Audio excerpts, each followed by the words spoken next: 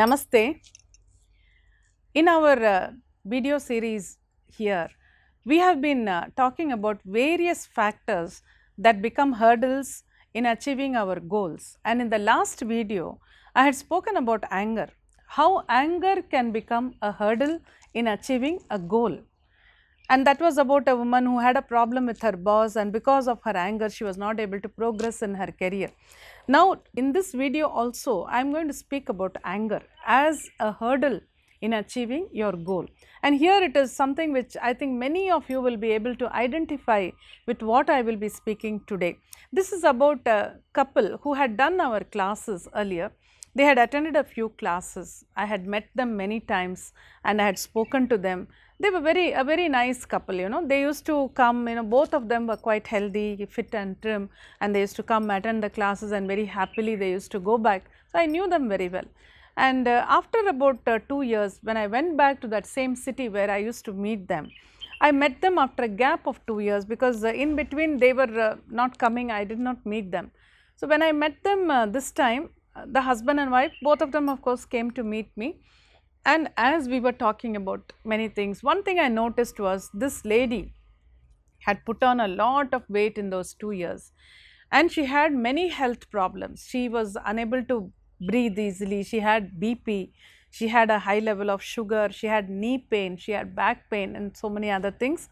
And slowly we were talking about many things. Then the husband started telling me about her. He said, see Guruji, she has spoilt her health so much, she has put on so much weight and she's got all these complications, and the doctor is telling us that only if she reduces her weight, her problems, health problems will be better, in the sense she will feel better, her BP can come down, her knee pain will also disappear.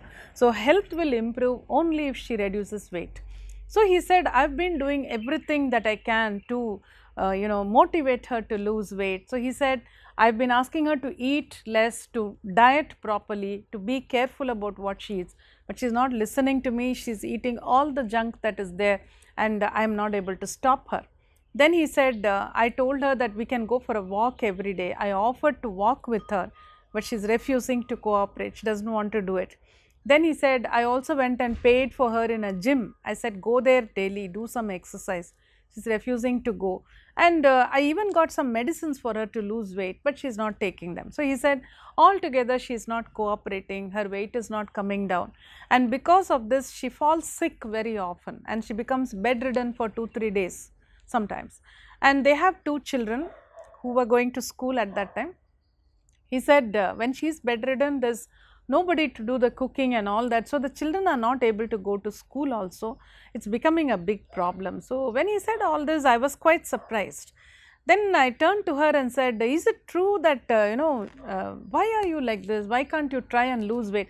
Because I knew very well that if she really wanted to, she could have lost weight, because I had seen her earlier. She was quite good, trim and fit. So when I said, why can't you lose weight? Why can't you improve your health? Then she said, I also want to lose weight. In fact, that's one of my goals. I really want to lose weight. When we got married, she says, I was so thin and I used to look very good, but now I have put on weight and I really want to lose weight. I want to go back to that state, but it's not happening. And as we were talking, slowly what I could see was, what was coming out of her was like a volcano of anger. And that anger was directed completely towards her husband. She was so angry with him. She said, he does not tell me what he does. He spends all his money for his brother's family, for his parents. He goes there often, he gives them money, but he never tells me anything. He does this, he does that. She had many complaints against him.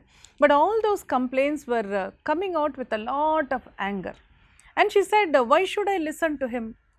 Why should I go for a walk? Why should I do this dieting? I don't want to do whatever he says. I do not want to do this. So she was not following anything to lose weight, only because she thought she was punishing him, and she also felt she should not listen to him. So that was very obvious. But then I said, see, but then you're falling sick, and he says sometimes your children are not able to go to school because of that. So don't you think that's sad? She said, it is sad, but let it be. Let them suffer. I can't help it, she said. I was quite surprised. I said, why are you saying this?